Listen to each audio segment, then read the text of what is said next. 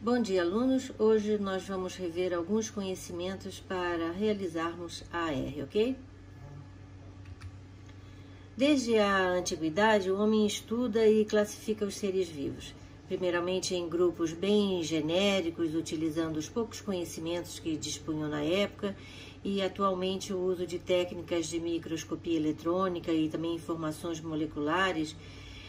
Mas a sistemática é uma ciência dinâmica que está aberta a novas ideias que possam contribuir para uma classificação mais representativa dessa enorme biodiversidade que tem o nosso planeta. Vocês podem estar se perguntando qual é a importância de uma nomenclatura científica rigorosa. O motivo é que as regras bem estabelecidas e aceitas por todos facilitam a comunicação entre os cientistas e as pessoas cultas em geral. Os nomes populares dos seres vivos variam de diferentes idiomas e também em diferentes regiões de um mesmo país, né? Enquanto o nome científico é um só, e ele se refere apenas a uma espécie catalogada e descrita detalhadamente pelos estudiosos.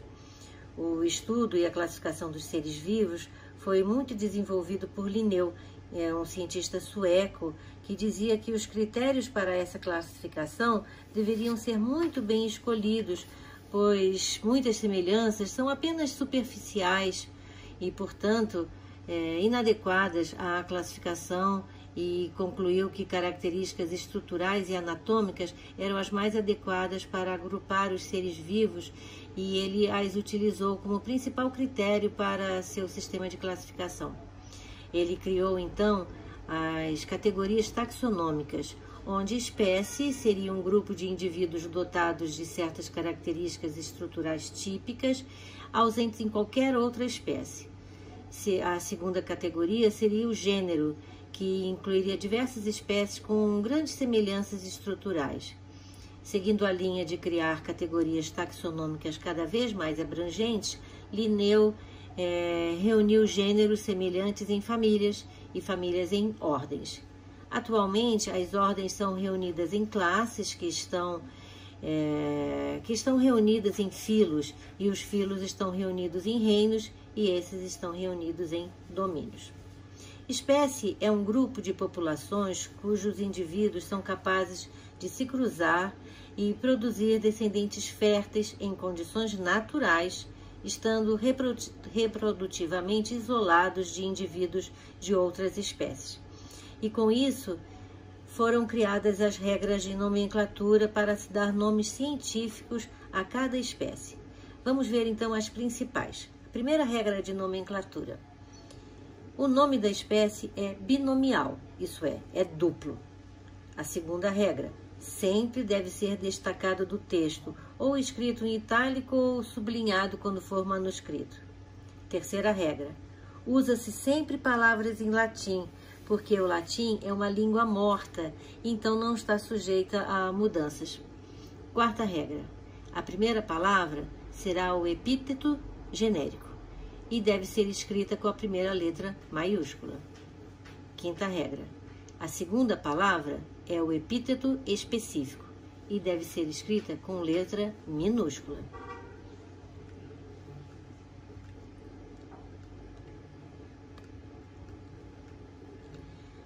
Vejam aqui um exemplo.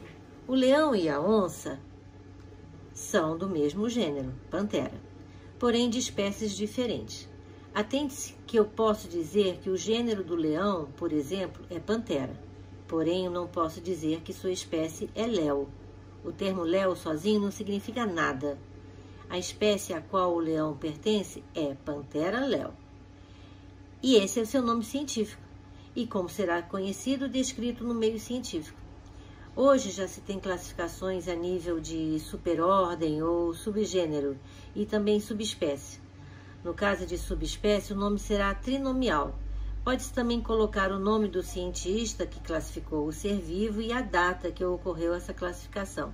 Mas essas regras são muito específicas e ficam mais para quem se interessar pelo assunto, ok?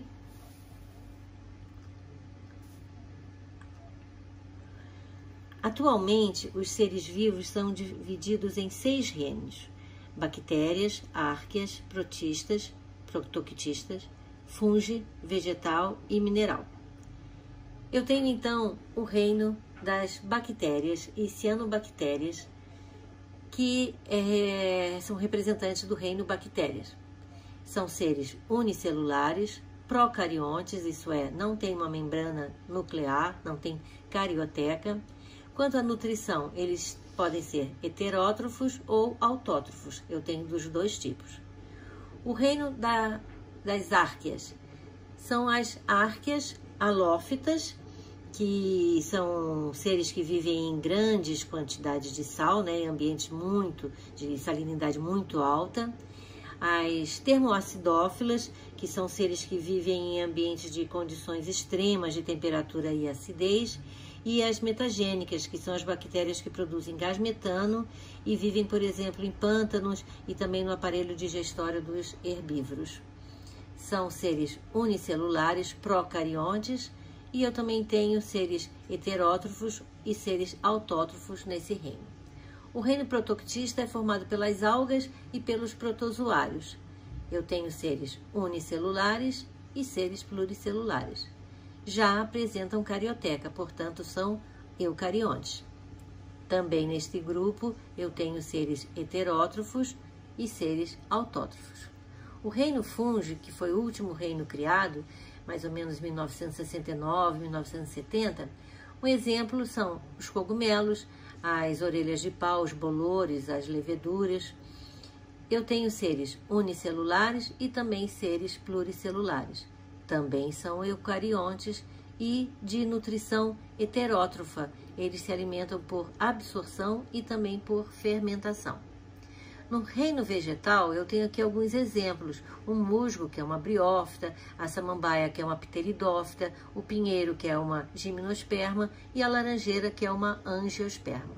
São seres pluricelulares e eucariontes também. Todos são autótrofos.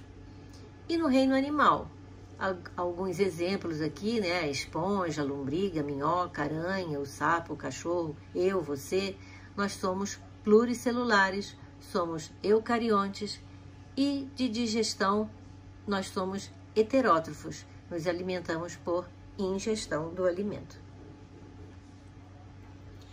Agora vamos falar sobre algumas doenças causadas por vírus. A primeira doença que nós vamos falar é o sarampo. Essa doença já estava quase que praticamente extinta no Brasil, por causa de campanhas muito bem feitas, campanhas eficientes de vacinação. Porém, com o aumento das imigrações de pessoas de países que não têm esse mesmo cuidado, novos casos surgiram, principalmente lá no norte do Brasil, e novas campanhas de vacinação foram necessárias.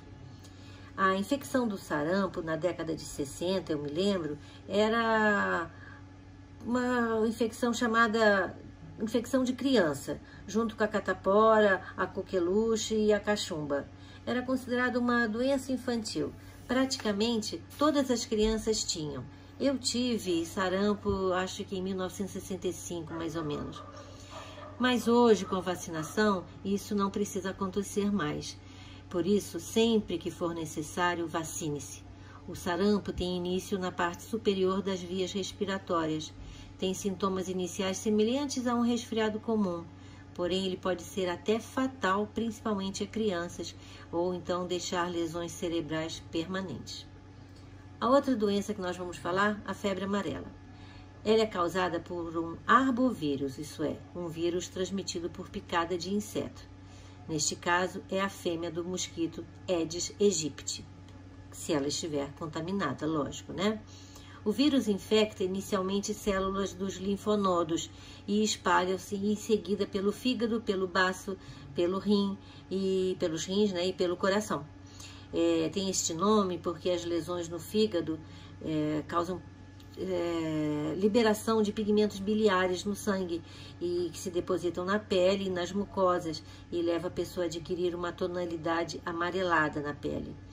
É uma doença endêmica da América Central, das regiões tropicais da América do Sul e na África. Pode ser uma medida profilática a eliminação do inseto, o inseto vetor. Porém, vocês concordam que é bem difícil eliminar o mosquito, né? Então, a vacinação é a melhor forma de prevenir a doença e ela é exigida em muitos países quando você for viajar, fazer uma viagem internacional. A dengue. A dengue é outra doença transmitida pela fêmea do Aedes aegypti. Ela pode levar à morte quando se tem o tipo hemorrágico. São 4 tipos de vírus e se a pessoa tem um tipo, fica imune a ele. Porém, pode ter dos outros 3 tipos, restantes. O mosquito adquire o vírus picando uma pessoa doente. Porém, os mosquitos infectados podem transmitir o vírus à sua descendência pelos ovos.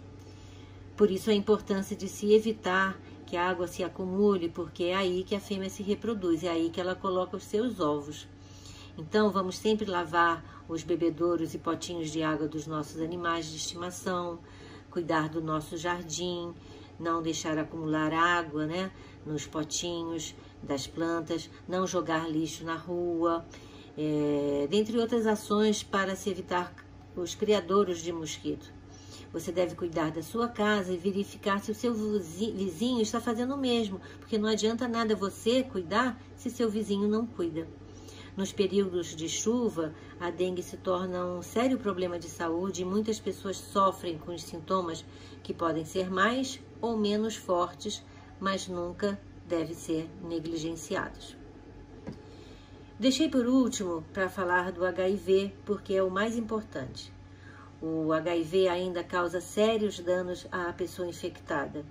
Não é porque não estamos mais vivendo naquele terror dos anos 1980, que vocês nem imaginam, que a AIDS se tornou uma doença banal. Hoje tem tratamento, mas não se esqueçam, não tem cura. Ela continua matando muitas pessoas no mundo todo, principalmente aquelas que acham que coisas ruins só acontecem com os outros, E aí não se cuidam. Ela é uma DST, portanto, o uso de preservativo nas relações sexuais é primordial. Seringas devem ser descartáveis e os testes em grávidas também são medidas profiláticas, porque a mãe pode transmitir para o seu filho. O HIV é um retrovírus que, apesar de ser de RNA, graças à enzima transcriptase reversa, consegue se incorporar ao DNA da célula hospedeira e assim ele é transmitido às células filhas. Hoje se diz soro positivo para as pessoas infectadas, as quais terão que ser tratadas para o resto da vida para não apresentar os tristes sintomas e eventualmente morrerem. O que causa morte nesse caso são as chamadas doenças oportunistas. Como o HIV atinge as células de defesa, qualquer resfriado que seria facilmente curado em outra pessoa pode matar um doente, qualquer gripezinha. As doenças oportunistas que mais matam os contaminados pelo HIV são o câncer e a tuberculose.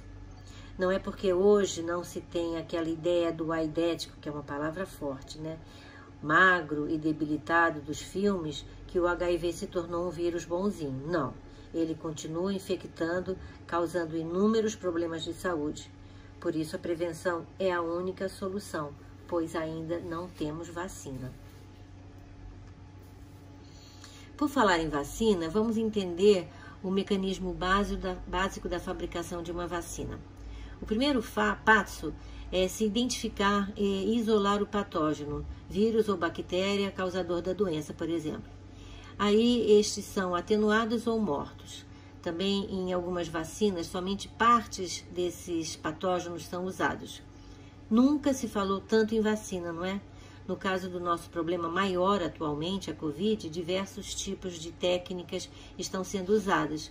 O uso de vírus atenuado ou enfraquecido é a estratégia mais antiga quando os vírus são cultivados em células de outros animais, um ovo de galinha, por exemplo, ou em células humanas mantidas em temperaturas bem baixas. Nessas condições, o patógeno se multiplica, mas perde a capacidade de causar a doença e, ao ser injetado no humano, estimula uma resposta adaptativa bastante satisfatória. Um outro tipo de vacina usa fragmentos do patógeno. Nessa estratégia, a porção mais importante do patógeno, sua parte mais atacada pelo sistema imunológico, é produzida em laboratório na forma de vacina. São desse tipo as vacinas contra o HPV, por exemplo. Também temos vacinas que usam o DNA ou o RNA viral. Quando isola-se o trecho de interesse do material genético viral, a vantagem é que são mais simples de manipular e de sintetizar o material genético em laboratório usando técnicas bem conhecidas da biologia molecular, o que é relativamente mais seguro.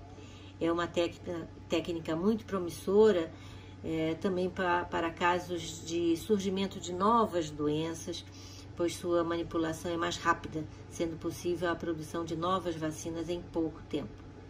Também temos técnicas que usam vírus recombinados ou misturados e técnicas que usam um adenovírus de chimpanzé.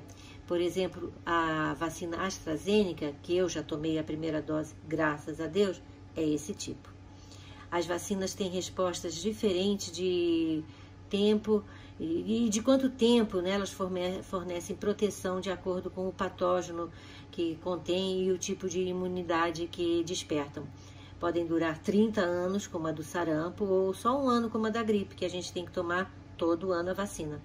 As vacinas são consideradas um tipo de imunização ativa, porque o corpo reage ativamente produzindo defesas específicas, pois há o estímulo para a produção de anticorpos.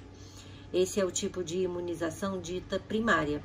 A resposta imunitária secundária está relacionada ao mecanismo de memória que é prontamente ativado quando o organismo volta a entrar em contato com o antígeno.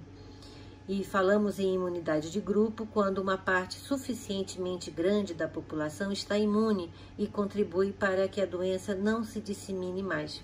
É isso que estamos querendo atingir o mais rápido possível com as vacinas da Covid para que a vida volte ao normal, seja lá o que vocês consideram vida normal. Nesse slide, nós vamos falar sobre os tipos de reprodução das bactérias. Primeiro, vamos ver a dita divisão binária. Na divisão binária, acontece a divisão assexuada das bactérias, onde a célula bacteriana duplica seu DNA e depois divide-se ao meio, originando então duas bactérias idênticas. Em condições ideais, isso acontece em apenas 20 minutos. O conjunto de bactérias originado de uma única célula por sucessivas reproduções assexuadas é denominado clone. A vantagem é que esse processo é bem rápido. Em algumas horas, uma única bactéria pode originar uma população composta de milhares de células que são geneticamente idênticas. Mas está justamente aí a desvantagem. Como são todas geneticamente idênticas, se o ambiente mudar e se tornar desfavorável à sua sobrevivência, toda a população vai morrer. Agora nós vamos ver os 3 tipos de recombinação genética, que leva à formação de novos indivíduos com características genéticas diferentes. A primeira é a conjugação. A conjugação bacteriana consiste na transferência de DNA diretamente de uma bactéria doadora para uma bactéria receptora através de um tubo de proteína denominado pili. Esse pili se conecta a 2 bactérias. Os pili estão presentes apenas em bactérias doadoras de DNA. O DNA transferido de uma bactéria para outra é quase sempre o plasmídio F. Na bactéria receptora pode ocorrer recombinação genética entre o cromossoma e o fragmento de DNA unido ao plasmídio recebido da bactéria doadora. Esse fenômeno tem grande importância médica, porque permite que plasmídios com genes para resistência a diversos antibióticos em uma mesma bactéria, conferindo à sua descendência a capacidade de resistir a vários antibióticos simultaneamente, originando assim as chamadas superbactérias, que são responsáveis por grande parte das infecções hospitalares que podem levar à morte. No processo chamado de transdução, há a transferência de moléculas de DNA de uma bactéria para outra, tendo como vetor um vírus bacteriófago. Isso ocorre porque, ao formar-se no interior das células hospedeiras, o bacteriófago pode incorporar pedaços de DNA bacteriano. Depois de ser liberado e infectar outra bactéria, os vírus podem transferir a ela os genes bacterianos que transportavam. A bactéria infectada, eventualmente, incorpora em seu cromossoma os genes recebidos do fago. Se este não destruir a bactéria, ela pode se multiplicar e originar uma linhagem com novas características adquiridas de outra bactéria via fago. E por último, a transformação, que ocorre pela absorção de moléculas ou fragmentos de moléculas de DNA que estejam dispersas no ambiente, provenientes de bactérias mortas e decompostas. A bactéria agora passa a apresentar novas características hereditárias condicionadas pelo DNA incorporal. Não precisa ser de bactéria da mesma espécie, basta que elas sejam semelhantes. E foi essa estratégia usada para introduzir o gene da produção da insulina humana em células da bactéria Escherichia coli, que se tornam então agora capaz de produzir este hormônio para tratamento de diabetes. Isso é muito interessante. Nesse slide, nós vamos falar sobre uma grave doença causada por uma bactéria, o tétano. Ela é causada pelo Clostridium tetani, cujos esporos, que é uma forma resistente de bactéria, estão presentes no solo e penetram no corpo da pessoa através de lesões profundas na pele. As toxinas liberadas pela bactéria atuam sobre os nervos e provocam fortes contrações musculares e, se não for tratada a tempo, pode causar a morte por parada respiratória e cardíaca. A transmissão ocorre por um ferimento e também por falta de higiene no cordão umbilical do bebê. Deve-se cuidar dos ferimentos e também o uso de vacina antitetânica é recomendado. A mesma vacina também previne contra a difteria e a coqueluche. Caso haja contaminação, deve-se procurar assistência médica especializada para eliminar a bactéria, tratar os sintomas e neutralizar as toxinas da bactéria. A outra doença é a leptospirose, que é uma doença típica de animais selvagens e domésticos. Ela é causada pela ela é causada pela Leptospira interrogans, que é eliminada pela urina do animal doente, e as pessoas se infectam pelo contato com a água e o solo contaminado. A prevenção consiste em combater os ratos do esgoto, acondicionar bem o lixo, evitar contato com a água suja, utilizar calçados apropriados durante enchentes, não beber diretamente de latas, eliminar alimentos com embalagens roídas e não brincar nem nadar em locais alagados após períodos de chuvas intensas, por exemplo. Durante os alongamentos, as tocas dos ratos se inundam e a urina dos ratos contamina a água. Essa doença pode levar à morte das pessoas contaminadas. O uso indiscriminado e incorreto de antibióticos tem contribuído para a seleção de plasmídios com grande número de genes para a resistência. Esses plasmídios podem estar presentes inicialmente em bactérias inofensivas que podem transmiti-los para bactérias patogênicas por conjugação, originando as superbactérias contra as quais pouquíssimos antibióticos podem atuar. Por isso, se você precisar tomar um antibiótico, qualquer antibiótico, por favor, vocês façam isso obedecendo rigorosamente o que o médico indicou. Não guarde medicamentos e nem divida medicamentos com outra pessoa. Só tomem antibióticos se o médico recomendar.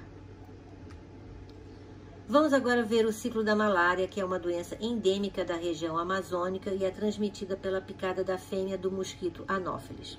O ciclo pode ser iniciado exatamente com a picada do mosquito contaminado, que durante o tempo em que está sugando o sangue da vítima, injeta sua saliva para que o sangue não coagule, porque ela contém substâncias anticoagulantes. Como a forma infectante do protozoário, que é chamado esporozoito, vive nas glândulas salivares do mosquito, o plasmódio será injetado na circulação humana e vai direto para o fígado. No fígado, os esporozoitos se transformam em merozoitos que invadem e destroem as hemácias. Essa destruição de hemácias causa liberação de toxinas e aí vem as febres, que ocorrem de tempos em tempos dependendo do tipo de parasita. Em algumas hemácias não destruídas, os plasmódios sofrem a diferenciação e se transformam no estágio de gametócito masculino e gametócitos femininos. Eventualmente, essas hemácias são ingeridas pelas fêmeas do anofelino e agora, no aparelho digestório do mosquito, haverá fecundação dos gametas com a instalação do zigoto na parede estomacal do mosquito.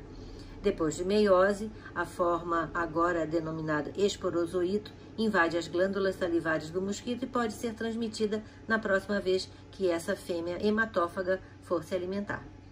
Para se evitar a malária, deve-se evitar criar criadouros de mosquitos, telar as casas e usar inseticidas. A malária pode causar a morte ao longo da vida da pessoa, né, pelo enfraquecimento do doente, devido às constantes crises de febre. Agora vamos falar da doença de Chagas, que é outra doença comum no Brasil e é causada por um protozoário, o Trypanosoma cruzi, e transmitido pelas fezes contaminadas do barbeiro, o Triatoma infestas. O barbeiro tem hábitos noturnos e, como ele é hematófago, sai de seu esconderijo à noite para se alimentar. Como geralmente a pessoa está dormindo, acaba coçando a área da picada e, sem querer, empurra as fezes que o barbeiro depositou nessa região. Se a pessoa não coçar, o flagelado não tem como penetrar na vítima. Destaca-se aqui o fato de que nem todo barbeiro está contaminado. Ele se contamina picando uma pessoa ou um outro mamífero contaminado. O grande problema é que o homem é que invade a mata onde o barbeiro vivia e acaba construindo as chamadas casas de pau a pique, que são casas sem reboco, com as paredes que descascam e formam buracos que abrigam o inseto vetor. Pode levar à morte por problemas cardíacos, mas tem tratamento e na fase inicial tem até cura. Disse que existem mais pessoas que vivem com a doença de Chagas do que pessoas que morrem por causa da doença de Chagas. A doença de Chagas foi descoberta pelo Carlos Chagas, né, um brasileiro, numa menina. E essa menina viveu até mais de 80 anos. Então, não é uma sentença de morte se a pessoa tiver um tratamento e alguns cuidados, né? Obedecer a alguns cuidados médicos. A leishmaniose é causada por um flagelado e pode ser de dois tipos, a leishmaniose visceral e a tegumentar. A visceral pode levar à morte porque ataca o baço e o fígado, e a tegumentar manifesta-se pela formação de úlceras de aspecto bem feio. É transmitida pela picada do mosquito palha e pode atacar animais domésticos, como por exemplo o cão. Para se evitar a leishmaniose, os cuidados devem ser de evitar o mosquito e cuidados com a vacinação dos animais. Não passa de cão para pessoa, nem de cão para cão e nem do cão para pessoa. Por último, vamos falar de uma parasitose intestinal, a giardíase, que é causada pela Giardia lamblia. O ciclo da giardia é monogênico, isso é, só tem um hospedeiro. E a pessoa se contamina com a ingestão de cistos que contaminam a água ou os alimentos. Por isso, são medidas profiláticas ferver a água, lavar bem os alimentos que você vai comer cru, não contaminar as áreas, né? Não ficar ao ar livre, construir uma fossa, um banheiro, não contaminar a água dos poços, ferver a água ou filtrar aquela água que vai ser bebida e também, lógico, higiene, lavar as mãos depois de defecar. Bem, alunos, eu espero que vocês tenham aproveitado bem esta aula para a revisão e façam uma boa prova. Até a próxima!